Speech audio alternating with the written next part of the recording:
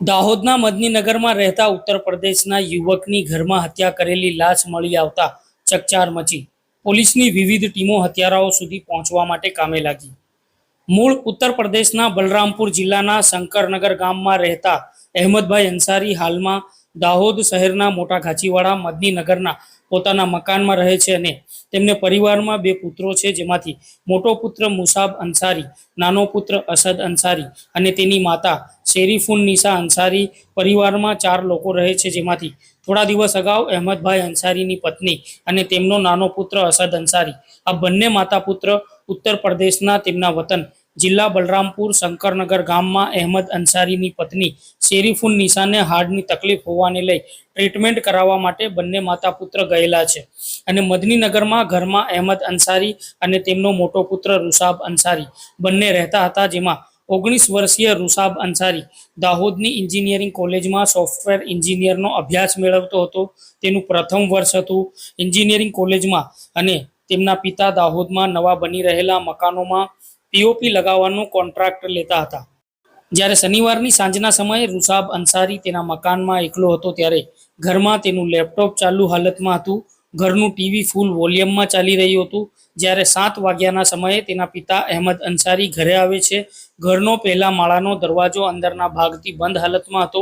બૂમો પાડે છે તો ઘરમાંથી રૂસાબ કોઈ જવાબ નથી આપતો અને મરણ જનાર રૂસાબ અંસારીના પિતા અહેમદ અંસારીના જણાવ્યા અનુસાર આસપાસના લોકોને બોલાવી ઘરમાં લાગેલા લોખંડના દરવાજા ઉપરથી મચ્છર જાળી તોડી નીચે લાગેલી સ્ટોપર ખોલી અને રૂમમાં પ્રવેશે છે તો ત્યાં રૂસાબ અંસારીની હાથ પગ બાંધેલી અને ગળું કપડાથી બાંધેલી હાલતમાં ડેડ બોડી જોવા મળતા ચકચાર મચી જાય છે અને વિસ્તારમાં બૂમાબૂમ થતા આસપાસના લોકો મોટી સંખ્યામાં ભેગા થયા હતા અને સ્થાનિક કાઉન્સિલર પણ ઘટના સ્થળે તેમની ટીમ સાથે દોડી આવ્યા હતા.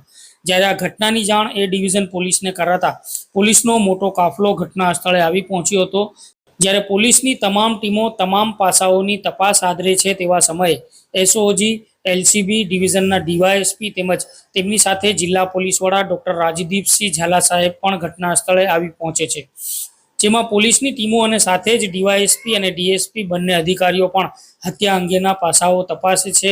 ત્યારે તરહની ચર્ચાઓ જન્મ લે છે અને જણાવે છે કે મરણ જનાર રૂસાબ અંસારી જો આપઘાત કરે તો તે પોતે તેના હાથ અને પગ કેવી રીતે બાંધી શકે છે અને દરવાજો અંદરના ભાગમાંથી બંધ કરી હત્યારાઓ કેવી રીતે બહારના ભાગે પ્લાન થયા તે પણ તપાસનો વિષય છે.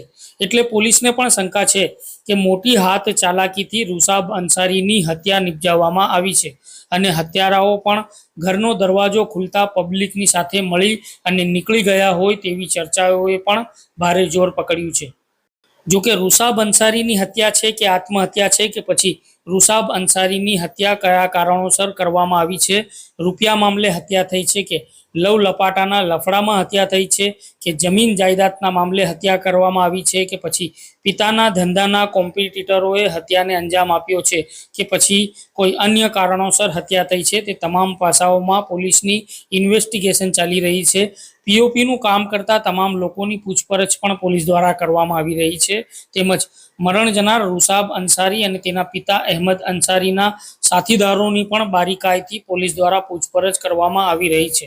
જોકે પોલીસ માટે પણ આ હત્યા કેસમાં હત્યારાઓ સુધી પહોંચવું પડકારજનક લાગે છે, કારણ કે ખૂબ જ ચાલાકી સાથે રૂસાબ અંસારીની હત્યા નિપજાવવામાં આવી છે અને હત્યારાઓ છટકી ગયા છે. પરંતુ પહેલી કહેવત પ્રમાણે કાનૂનના હાથ લાંબા હોય છે, તે જ પ્રમાણે પોલીસની જાળમાં હત્યારાઓ ભીડવાઈ જશે અને પોલીસ આ હત્યાના ભેદને ઉકેલી કાઢશે અને હત્યારાઓને ઝડપી લેશે તેવું હાલ તો જાણવા મળી રહ્યું છે. ત્યારે આ હત્યાના મામલે ડિવિઝનના ડીવાયએસપી જગદીશ ભંડારી સાહેબે શું પ્રતિક્રિયા આપી હતી, સાંભળીશું તેમને.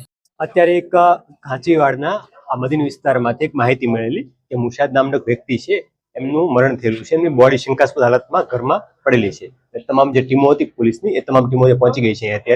અત્યારે ઘરનું સર્ચ કરવાનું, વ્યક્તિ વિશે માહિતી મેળવવાનું અને બોડીનું પીએમ કરાવવાની પ્રોસેસ હાલમાં ચાલુમાં છે.